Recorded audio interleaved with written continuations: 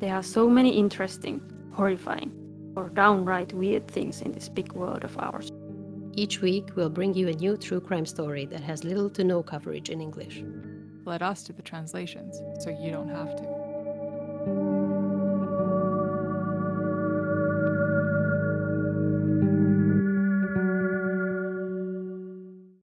Hello. Hello. How are you? It's just two hellos now. Petra is not here. Yes. Sorry, Petra listeners. cannot join this she week. will be back. Yeah. Unfortunately, she won't be here for a news tangent and our main episode today. I think, I was thinking maybe she's doing this on purpose because, this is also a really horrible child death, So maybe she's doing, Oh, yeah. Did you mention that last time that it's going to be? I did. So, Petra, we're on to you. That, this is why you're not here. Mm-hmm. Makes sense. Yeah. Not because she had something else to do that was very important, but definitely because she wanted to avoid hearing about this case. Yeah. Definitely. Okay, you asked how I am. I'm fine, but now I think this super depressive season came to Finland, like the worst, kind of like just rainy and dark. Oh, and then also the daylight savings time too kind of happened right now too. So yeah. Well, as we're recording this, it happened but 2 days ago. Yeah. But actually, I think last week was already pretty bad, right? I'm trying to think now. I think last week was already mostly bad. And this week it's not looking any better. So, I mean, it's fine. It's just you don't see the sun at all. I got some vitamin D finally. Like pills or drops or? Yes. Just pills, because you need to take them, and I've been pretty bad at it usually, but nowadays I'm trying to remember to take the important supplements, and this is pretty important. So do you take calcium and vitamin D? Because I think you need to take them together, is what I understood. I have a multivitamin too, which has calcium. Okay, yeah. And then I guess if you eat breakfast in the morning with yogurt or something too, then that's good enough. Yeah. Yeah. And I've been doing, blood work and stuff like once a year. So it's been fine. But some years ago, it was pretty low. So then I was like, oh, yeah, Finland, darkness. I probably need to take the supplement. I wonder if people like me, I like the darkness. I like this time of year. I like not seeing the sun for weeks at a time. It doesn't bother me. And I wonder if there's people like me just have automatically higher vitamin D stores or something that we just don't feel like we need the sunlight. I wonder if there's some scientific explanation for this, or I don't know. Because I get so fucking tired if I get too much sun. I go I feel like my energy drains. I feel like a fucking vampire. I'm just wilting in the sun, even if it's not super hardcore sun or something. And I'm just oh god, I just feel so tired. This is I don't know. But I've heard that seasonal depression for some people can come out in the summer. That's me. Or I don't know. It's not necessarily. Yeah. I mean, it doesn't necessarily have to be depression, but something that season is harder. Yeah. I don't know what's the explanation. I'm sure there is something. Yeah. I don't know. It's just I do like the spookiness of this season. If I, if I wouldn't have to do stuff like work. On the other hand, I usually do get a little bit more productive because there's just nothing to do. So I just might as well. But yeah, I like seeing the sun sometimes. Yeah. I guess it's nice me being from Washington. I never saw the sun growing up. Well, okay, I did, but everyone always says that, oh yeah, Washington, it always rains. Well, not all the time, but a fair amount, and I like it. Yeah. I think pretty similar to here. Yeah, really similar to here. I mean, of course, the winters get a bit colder here than the west side of Washington, but then the east side of Washington, then it gets fucking cold and snowy and shit. So it's but more dry. But yeah, I think I'm either meant to like live here or Scotland. Scotland would be fucking great. I love the wind and rain. Oh, That would be awesome. I could just. I don't know. I don't think so. That was my dream. Like if I would do a postdoc or something before they left the EU, I was like, oh, I'm gonna move to Scotland. I'm gonna live there. It's gonna be fucking great. But yeah, no, not anymore because it's too I mean, difficult I now. would definitely want to visit. I've never been to Scotland, but I know that the weather is like that and it would be kind of like part of the experience, but I can't really imagine wanting to live there because of this. Yeah. Wow. And then I don't know, like the scenery is nice. Like I've been like all around the For sure, country, yeah. and been seeing all the different sides of it. Hmm. And yeah, yep, be pretty nice. We need to take a trip. Could Bring your still mom. happen. Oh, would be nice. Yeah, she would love that. Fuck yeah. Yeah. Are we like trying to pause before we get into the horrible case, or I don't know. I'm like, we're just trying to avoid it. Yeah. Oh, usually we have like a longer thing, but yeah. Any food things that lately that you've been eating? Well, we just had this weekend where you came Well, over. I mean, So I think, did we talk about this? what? Yes, which was actually amazing. Amazing food. I think we have a little bit of a lag. That's why I keep talking over you. I'm sorry. It's totally And fine. it's not a huge lag, but some like a 2-second lag or something. So I think we did talk about this a few episodes ago, but I'm not sure. I think we have. That now that it's getting colder, I'm back to my fermented food phase, which I kind of always have, but specifically with sauerkraut. Sauerkraut is something that is like a fall food for me.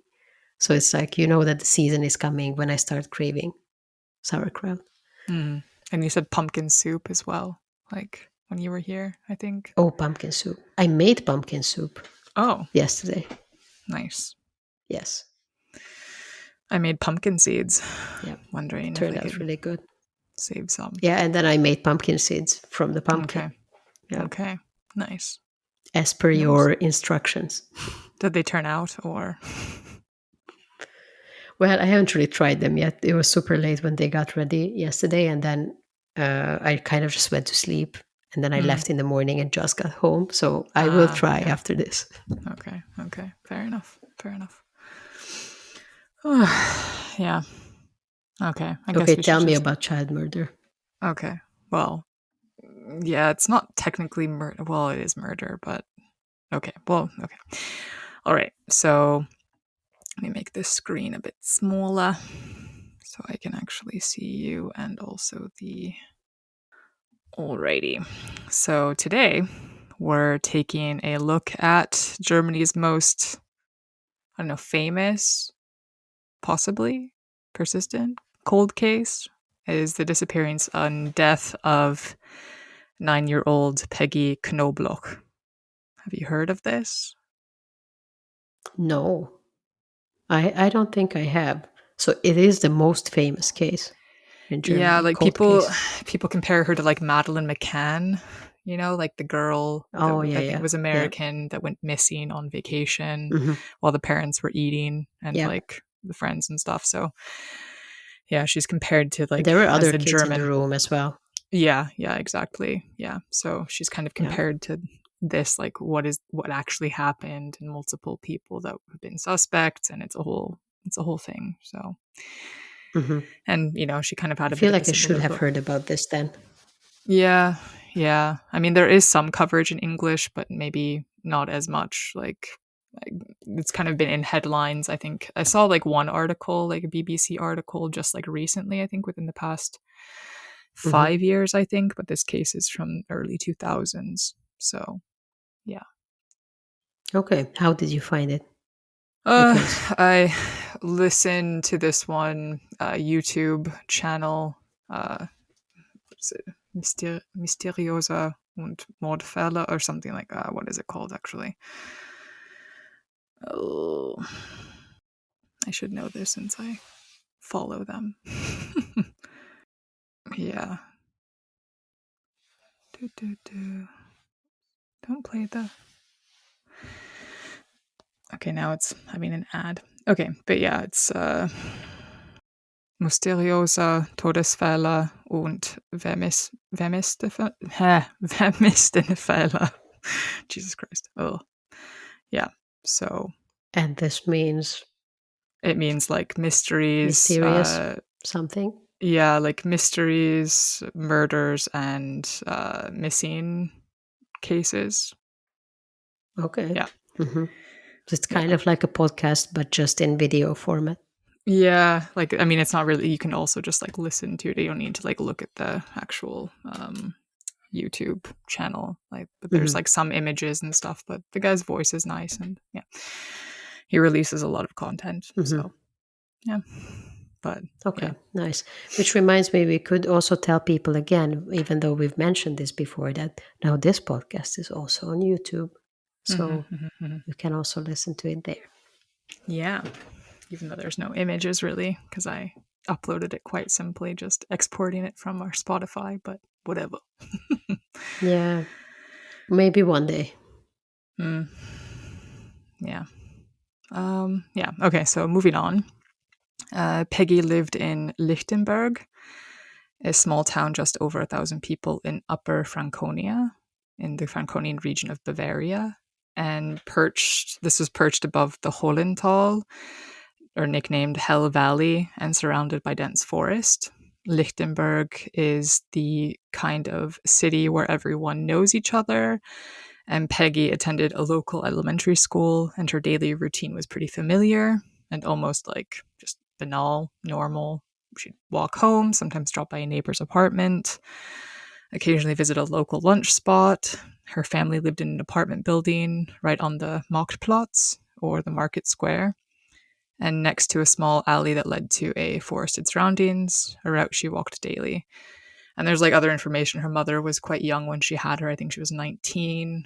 And so, like, quite young family.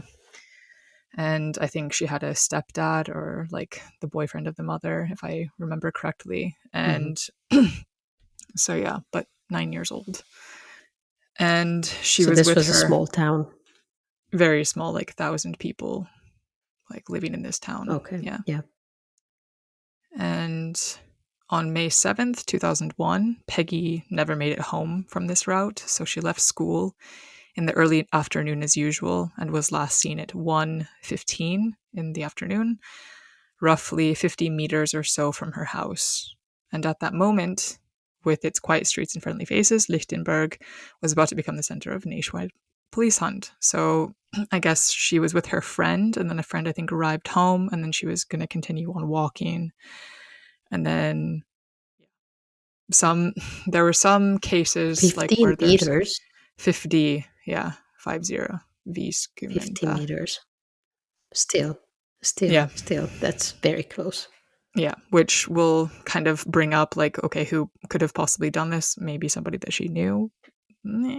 Because I mean, such a small town and so close to home, And like some other cases that I've brought up, like when like there was another case in, was it Mönchengladbach with the I forget who it was, but with the running, and she like had a very set schedule each day, and not saying that it's anybody's fault when you have a set schedule, but it is kind of easy for people to kind of like, okay, pick out the schedule, and easy for abduction possibly, or easier to abduct somebody if they know their schedule. Yeah.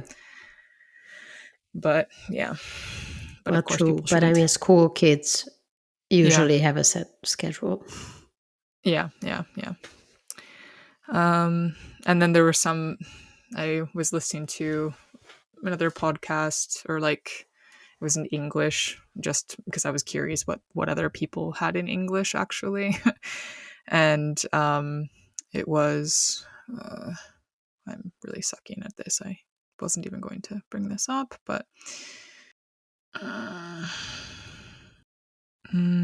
yeah, the podcast was Lost in the Woods podcast. So I only listened to a little bit of it, because they're not saying my pronunciation is great, but they would always mispronounce Lichtenberg, or like Lichtenberg. So I couldn't Okay, anyway. Yeah. I'm not a snob. Okay. Interesting. Yeah. Yeah. I don't know. I just sometimes it bothers me. Like, I'm not saying my accent is correct, but when I know it's incorrect, it bothers me even more. I'm such a fucking snob when it comes to this shit. I'm like, I know better, and I can say like, I know it's it's bad. Well, I mean, yeah. I don't know. Yeah. Let's say I'm a No, I snob. get what you mean. I usually try to like at least listen to the pronunciation, like the correct one, and try to do something similar, even if I know it's not correct. Because if it's something, a language that's difficult for me to pronounce, which is, well, I guess all of them almost, Yeah. other than my native language. But anyway, so then it's like at least I try. But sometimes you can hear, in a podcast or whatever, like completely wrong pronunciations, like not even Yeah. trying, Yeah. not even a little bit close to the original one. Yeah. And I'm always like, you could have looked this up. Boromjärvi. Sorry, but like I know people can't roll their R's Okay, also sure, in Finnish too, but still. but at least that is Anyway, kind of close. yeah, I guess. Yeah, Like not I fully don't know. wrong. Yeah. Yeah, but not fully right either. More close to wrong than right, I would No, say. no. But I think Finns are also way too nice when it comes to accent. Oh, you speak so well. Like, oh yeah, because they're just happy someone's speaking their language. But Germans are like, no, that's fucking horrible accent. Nine, nine. Like, Yeah. you're an embarrassment. Yeah.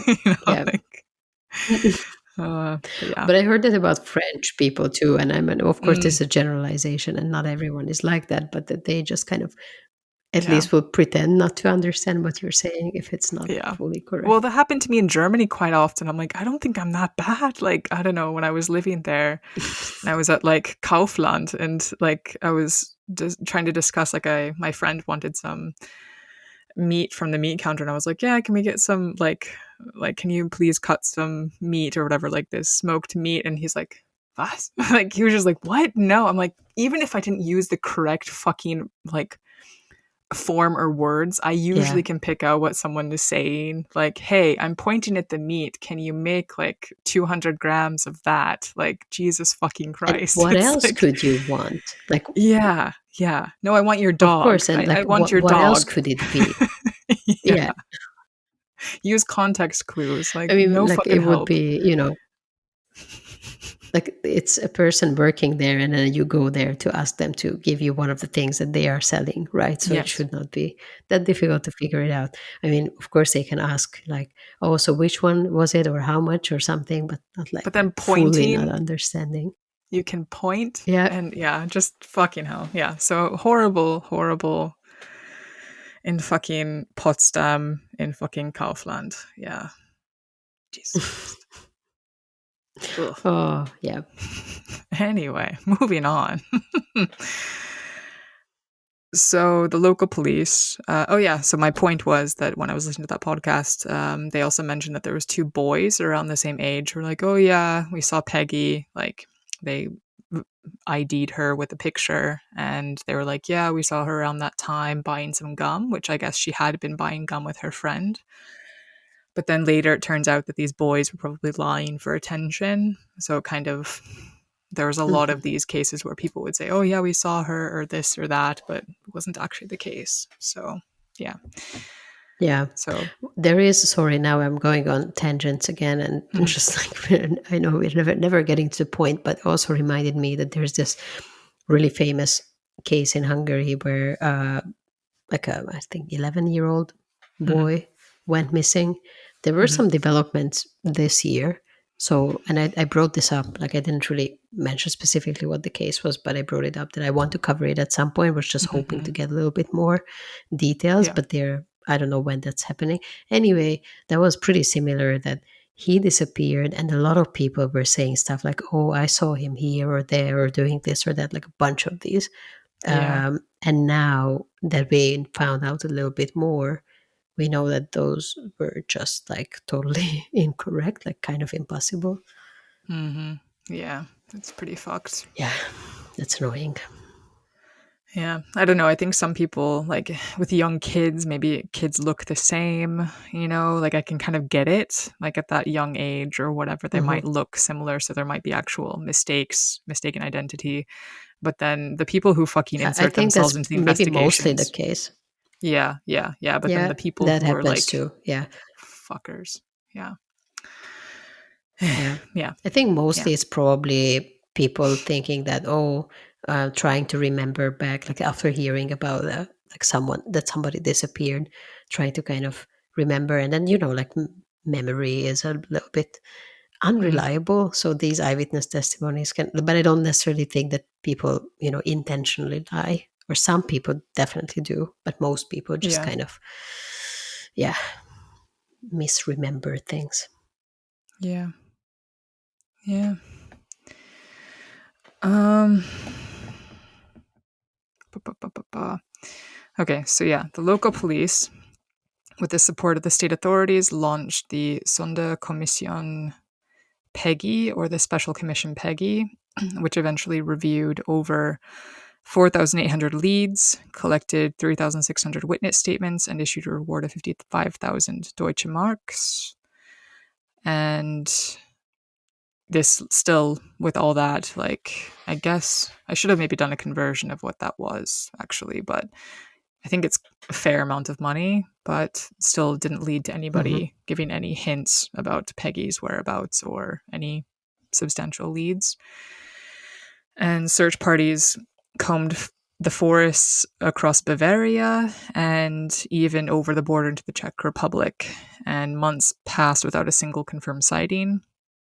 And most experts, of course, consider this period critical, like the most critical right after a missing case, when memories fade and false reports multiply, and then the investigation drift kind of sets in. So like other cases or other things or losing focus in the Yeah. case. And so then they have one suspect though, and they did a polygraph test of this suspect.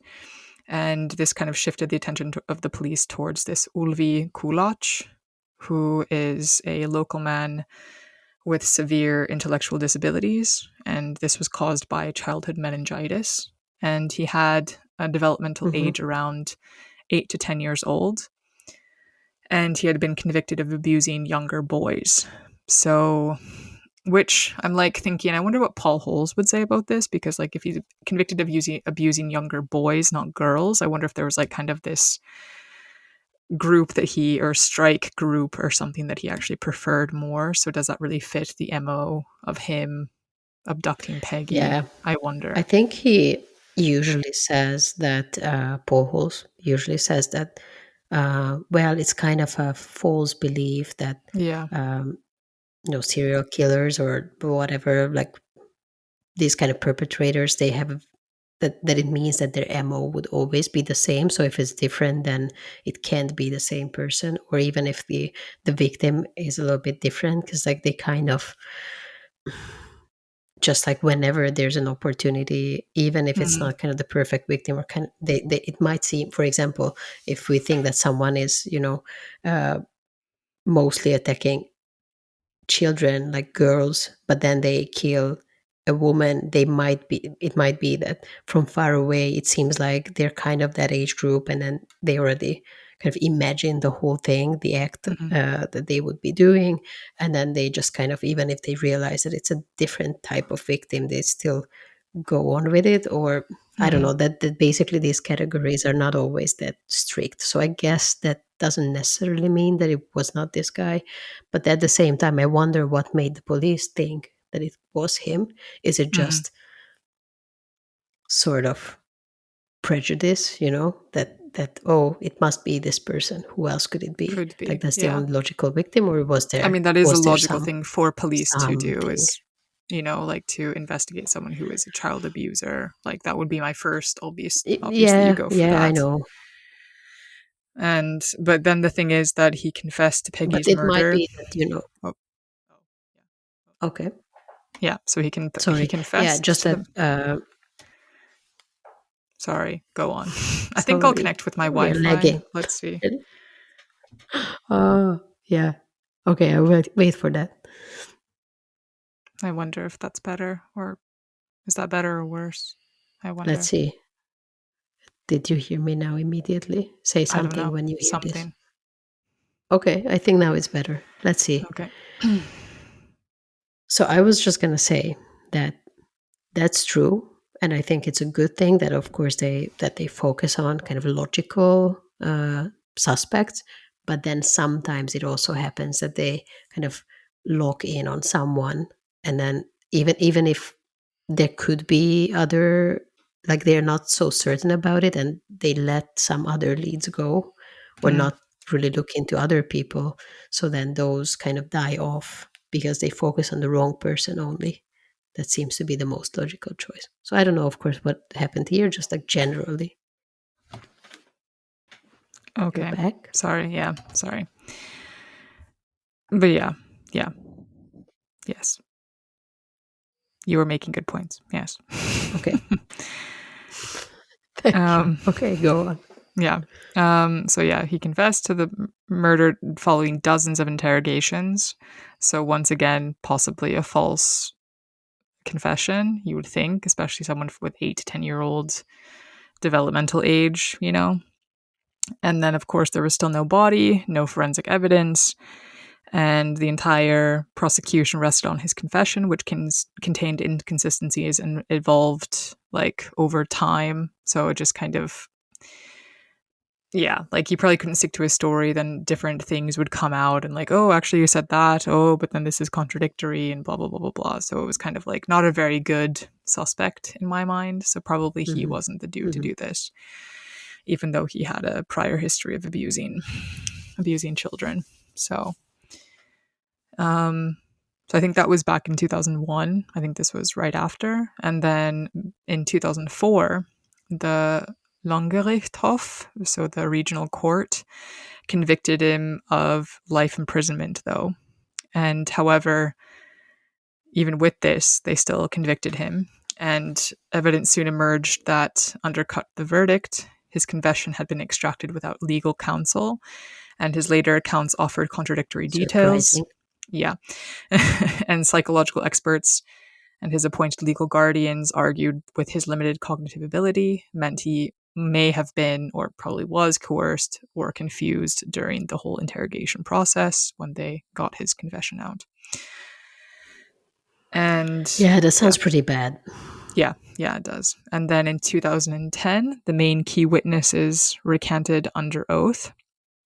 And by 2014, the Bayreuth court acquitted him in a retrial, citing several procedural flaws and lack of reliable evidence. And he was released, and to this day remains, and he maintains his innocence to this day. So that Mhm. was Ulvi Kulac, and I guess that's Turkish, the last name with the C with the, oh, what is it called? Nah, whatever. The nice Yeah, C I with the mean, like I little don't know. tail. Yeah, Could be Turkish, could be something else too. I think it's Turkish in my mind. That sounds Okay. But Turkish. like, it's just that how did they even sentence him to life imprisonment when there was no, I assume, nobody, because you didn't say that there was one, No, yeah, not um, yet, at least. Yeah. and like nothing, no physical evidence. He was not seen, I guess, around the area, or I'm just assuming that you would have mentioned if he was. Well, I mean, he was around in the where she had disappeared, but yeah, since there was no body, you can't really link him with evidence, like any forensic evidence at Mhm. all. So, like, Of just course, by, it's possible that it was this guy, yeah, sure. but like, not Yeah, no proof. no. And I think with like the police kind of haranguing him would be a bit of like point in his favor that it wasn't him. But yeah, I Mhm. don't know. Plus, Just, then why didn't he, say where the body is or what mm, happened, or mm, show something? yeah, yeah, yeah. And I wonder he probably didn't give like that grade of details that were like, only the perpetrator would know, or, but of course you can't Mhm. really compare this to the body or compare this because there still is no body. Yeah. But after this, attention turned briefly to Robert E., is how he is known. And this guy is also a convicted predator living near Lichtenberg, but DNA did not link him to the case. So we do find a body later on, but I guess there is no link for him. And later police investigated a man from Holle, who had spent time with Peggy at her family's home, but this lead fizzled out as well. And we don't know his name because he's not actually like a suspect or whatever. Yeah. And then the case took a dramatic turn on July 2nd, 2016. A mushroom picker, or I would say mushroom hunter, because I like that term better, discovered skeletal remains in a wooded area near Rodacherbrunn, and this is around 20 kilometers from Peggy's home. DNA confirmed that the remains belonged to Peggy, and the remains were partial, bones with clothing, and her backpack bones with clothing, and her backpack were conspicuously absent, though. And this leaves a question about how and where the body was concealed. Like, was it buried, or did animals get it, or, like all this stuff? Because, I mean, they're after 15 years out in the wilderness, basically. And forensic science at the time was still not capable of determining the exact cause of death from the fragments found. So, we don't really know. And around the same time, investigators announced that they had found traces of DNA from a National Socialist. Oh God, okay, maybe I'll just not say it in German because I'm tongue-tied today. But from the National Socialist Underground, or a German neo-Nazi militant organization, and the member was Uwe Bonhardt, and they found this at the site. But you'd be like, oh shit, was it a neo-Nazi dude who did the murder? No.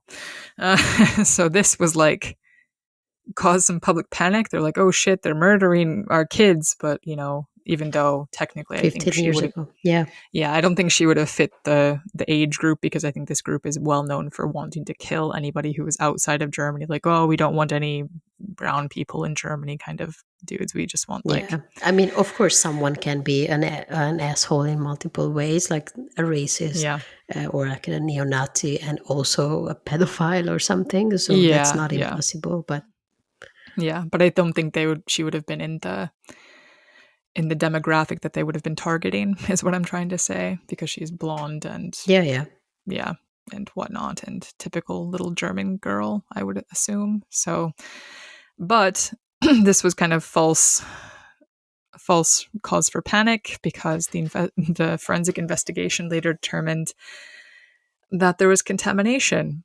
So some of the same tools that were used in the crime scene investigation were used in another case that he was in. So they kind of got cross-contaminated. And so, and then the National Socialist Underground have never been linked specifically to Peggy's murder. So, So the one important thing in this work, I guess, is not to use the same tools. Pretty much, yeah. So then attention turned again in 2018, when investigators focused on the local undertaker, Manuel S. So this guy who had known Ulvi, so remember this Ulvi Kulach that I had mentioned, right? The guy that was mentally challenged, 8 to 10-year-old type of mentality.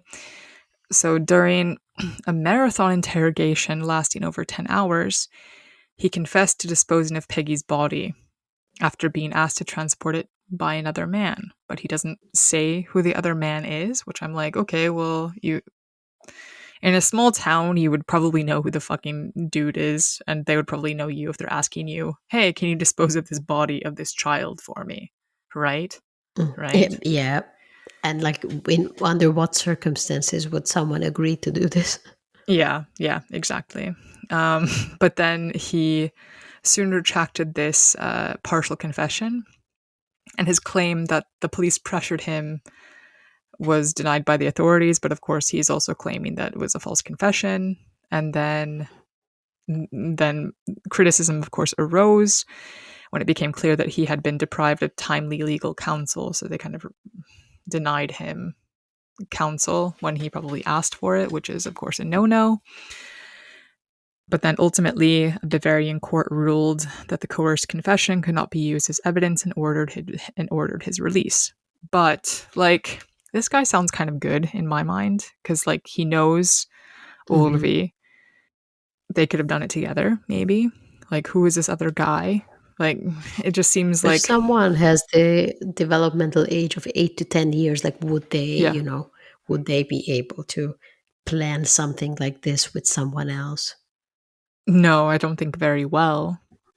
But, like, maybe if they knew each other, I don't know their type of, like, their relationship, but I'm thinking that he maybe did do something. Maybe he did actually get rid of the remains. Who knows? Like, maybe, or he did the murder trying to play it off like, oh yeah, it was some bearded man. You know, like the whole thing that people always, they always describe the same kind of person when it's not actually a person. They're like, they're trying to cover it up for themselves. Like, it was a man with brown curly hair and a beard and whatever. Like, yeah, sure it was.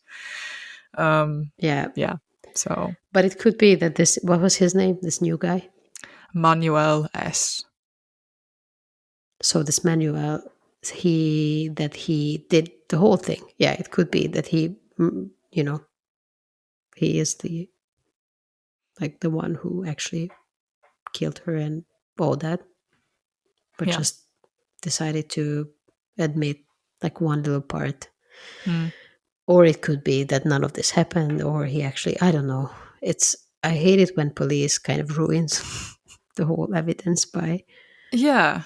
Like, they could have still, like, pressed this guy. They could have done more, but, like, they had to play dirty in all of these regards. Like, I think they dropped the ball on a lot of this, and I think the mom should be rightfully angry with how the police have handled this case. Yeah. But yeah, so moving on with another reason why this Manuel S is kind of a good perpetrator in my mind is that there was soil samples and traces of turf at the gravesite where they found Peggy's body. And the grass and the soil samples matched earth from Manuel's property. And prosecutors repeatedly called such traces as indicators of involvement, though not proof. So, of course, like, not hard set proof like DNA or whatever, but it's circumstantial evidence at least. But is it some special soil in that yard? Maybe there's some type of like, fertilizer or some composition that is, like, I'm sure there is some type of specific soil in that area or something of his, maybe. Yeah, I would assume that if it's more than specific nothing enough. Yeah. And then in 2020, police offered a new direction. So they have telephone data suggesting there was a meeting between two men near a bus stop on the day of Peggy's disappearance. One is suspected to have passed Peggy's body to the other, who later buried her.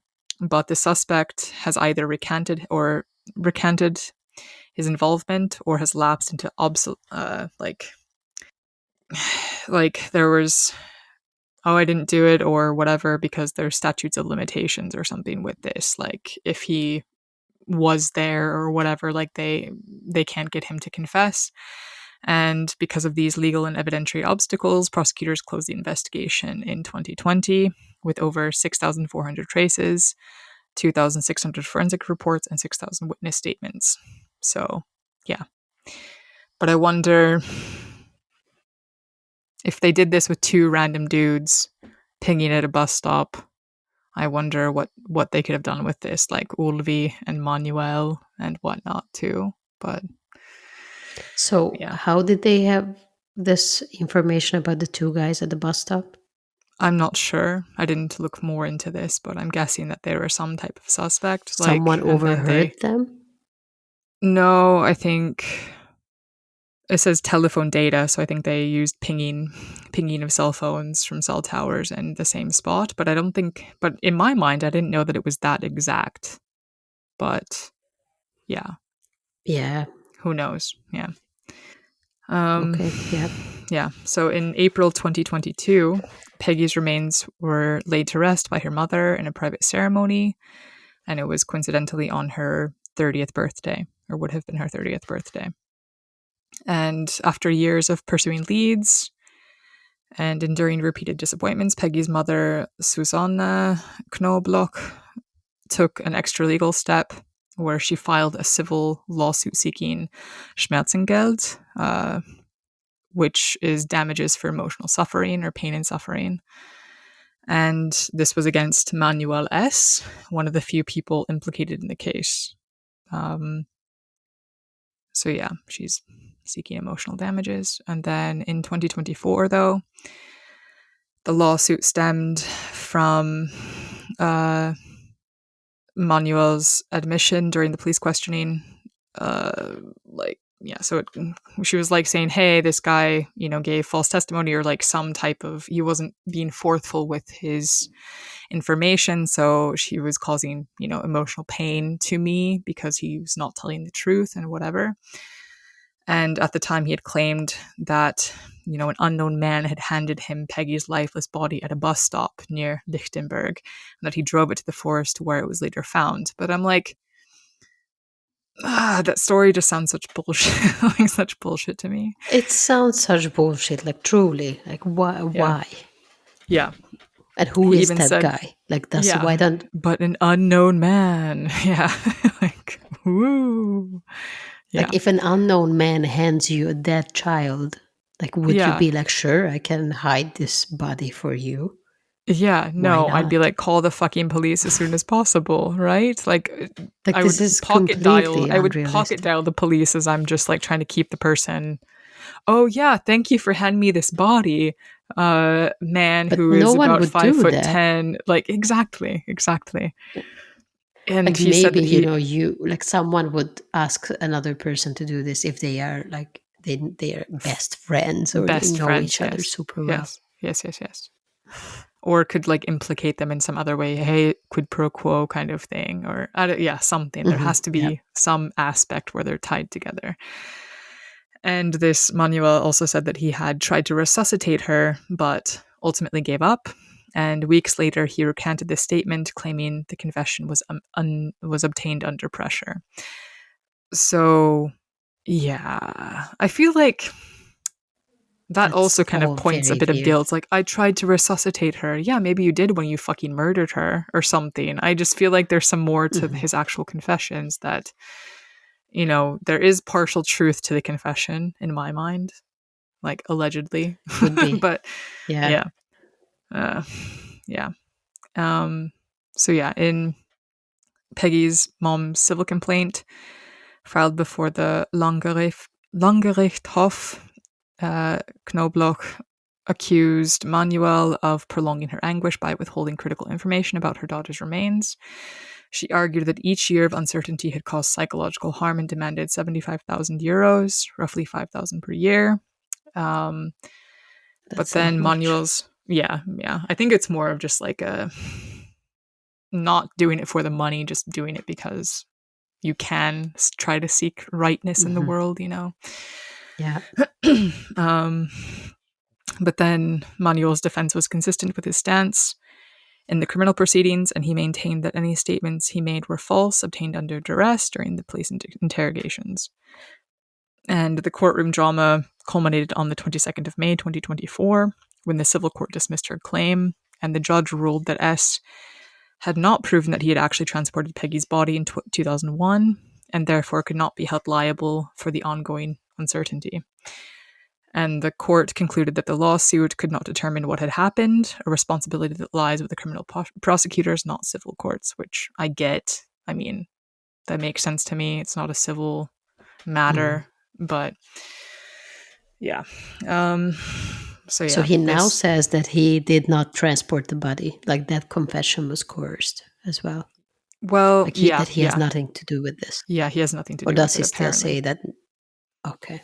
Well, I, hard to I say. mean, I don't the know. judge. Could I mean, be. the That judge could in be this. true. Yeah, I mean, I think the judge was saying that Manuel had like the burden of proof that he had actually transported the body was not proven.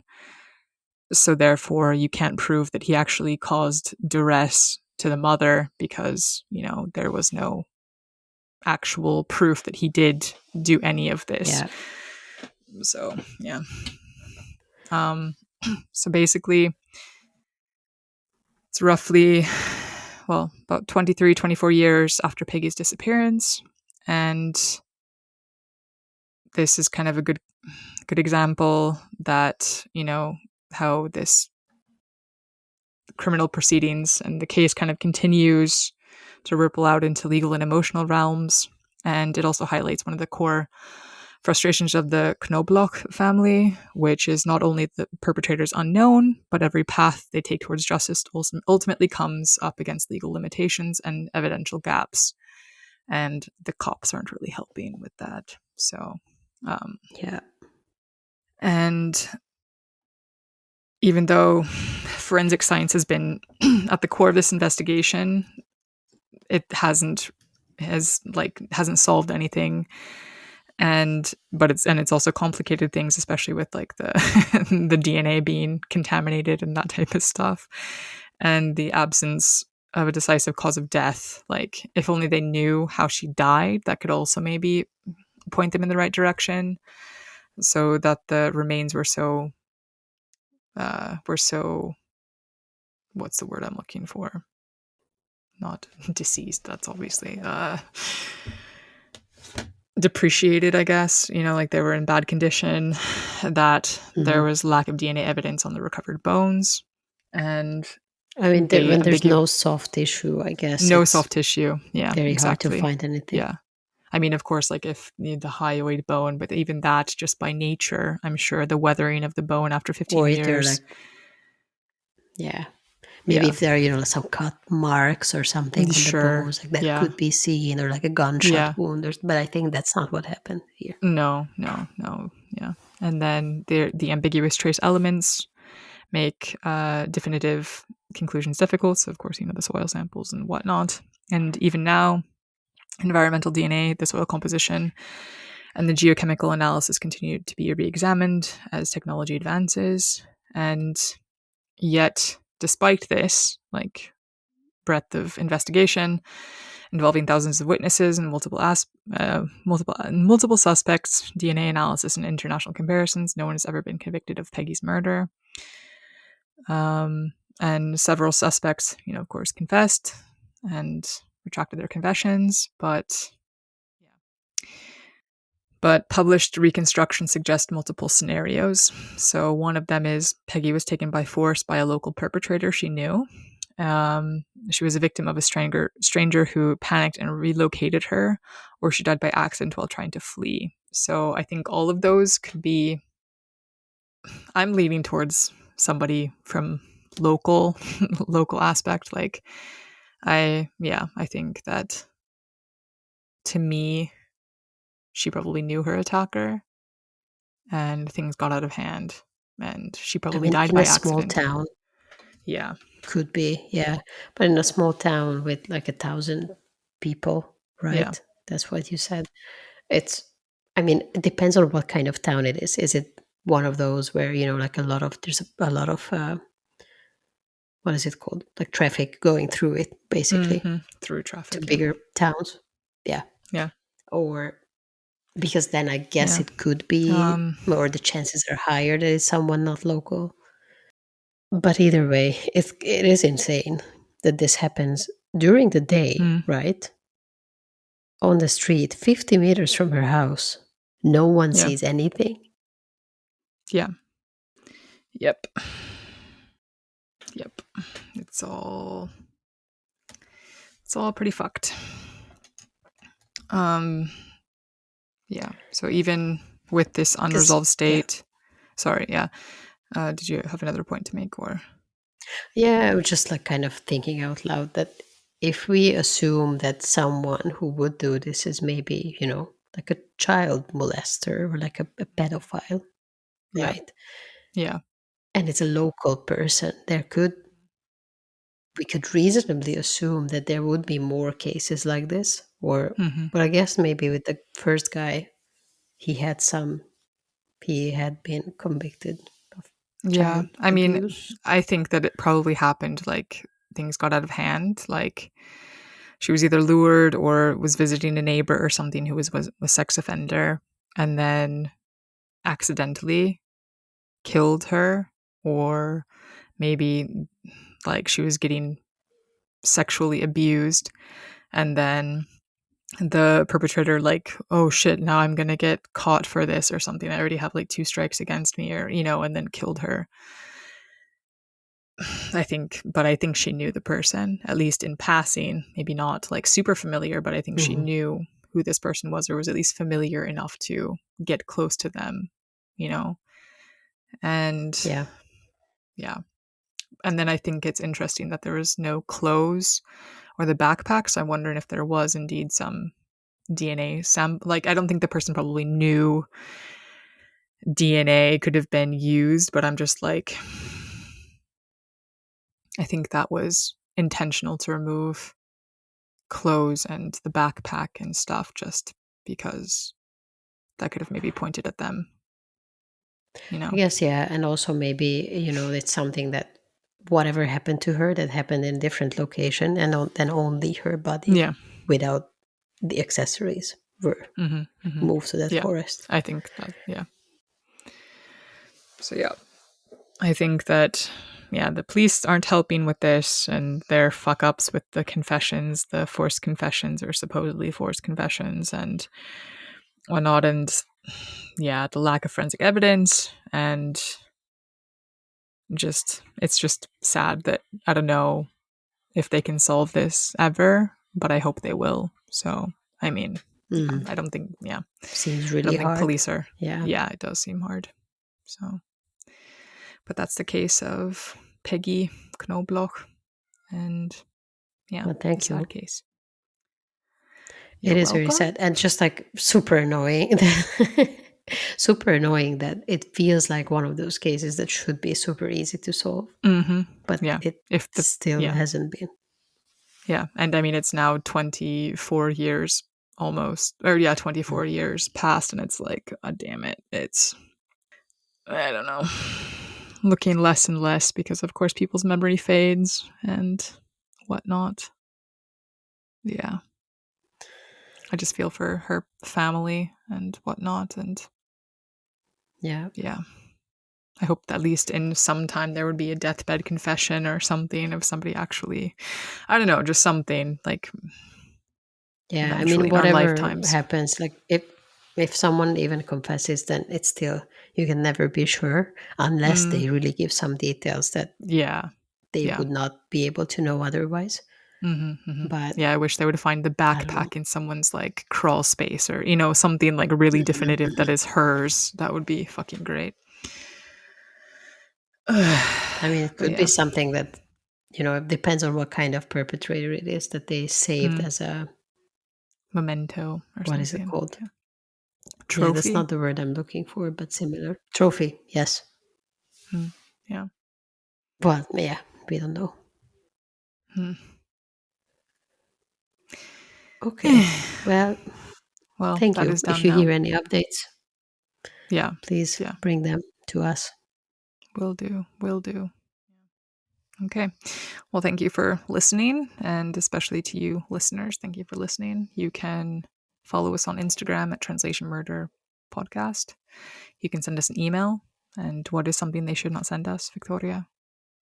Again, it's Petra is not here, so No. Oh, so they okay, can send them fine. to us. Okay, They fine. can, or They can. Well, since we need Petra's to not ask here, she Petra. can't say no. But She can't give so consent. this is your one chance to send us dick pics if you really want to. Because Petra is not here to ask you not to do it. And the But tangent please don't episode do that's it. next. Oh yeah, true. Okay. So you All have a right. month. Yeah, pretty much. Okay, but yeah, thanks for listening again. Hei parolla. Bye.